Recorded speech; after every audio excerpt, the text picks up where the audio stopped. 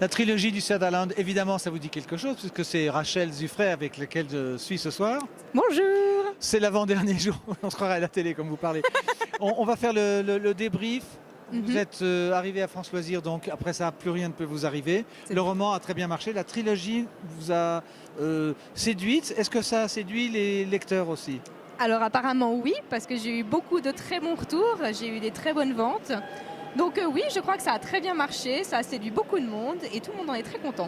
On rappelle juste pour ceux qui ne vous connaissent pas que cette trilogie, c'est une histoire qui se passe En Écosse, au XVIe siècle, oui. à l'époque de la reine Marie Stuart. Donc on suit les aventures de Kirsty, qui est une jeune fille de 17 ans, en plein essor de sa jeunesse. Donc elle est issue de la noblesse. Et elle va rencontrer Hamish Ross, un Highlander, qui sont les fiers guerriers du nord de l'Écosse. Coup de foudre immédiat. Mais qu'est-ce que leur réserve la suite? Alors, il y a 3 volumes pour ça. Exactement. Le surnom qu'il lui prête à elle, qui est magnifique. Qui est magnifique, la Binsis. Oui, oui. C'est donc, les Binsis, c'est une fée maléfique, normalement d'Écosse, et qui lui donne tendrement... En prénom amoureux, elle, oui. Voilà, parce que pour elle, elle est tellement différente du milieu dans lequel elle devrait être, que pour lui, voilà, c'est une fée. Alors, on dévore le premier volume, on a dévoré le second, on a dévoré le troisième. On va parler de l'avenir. Vous êtes déjà en train d'écrire. Je crois que je vous avais posé cette question, mais il n'y a pas longtemps. Mais maintenant, c'est fini, l'écriture, relecture. L'écriture est finie. Donc, je suis en pleine phase maintenant de relecture et de peaufinage, de perfectionnage et vérification de cohérence aussi, par ailleurs.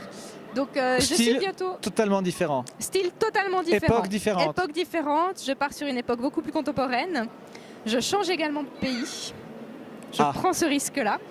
Il y aura toujours une petite touche écossaise quand même quelque part, mais moins flagrante que dans la trilogie. Oui, toujours dans un whisky avec un single malt. Et ça peut être très petit, mais il y aura toujours une toute petite touche. Bon, le salon se passe bien, vous prenez des contacts, vous rencontrez de nouvelles personnes. Exactement, donc moi j'ai toujours beaucoup de plaisir à rencontrer les gens et à parler avec eux. Donc oui, je rencontre des nouvelles personnes, auteurs, éditeurs, publics tout simplement. Et puis le salon se passe bien, j'ai des très bonnes ventes, des bonnes dédicaces, des bonnes interventions. Que demander de mieux, franchement?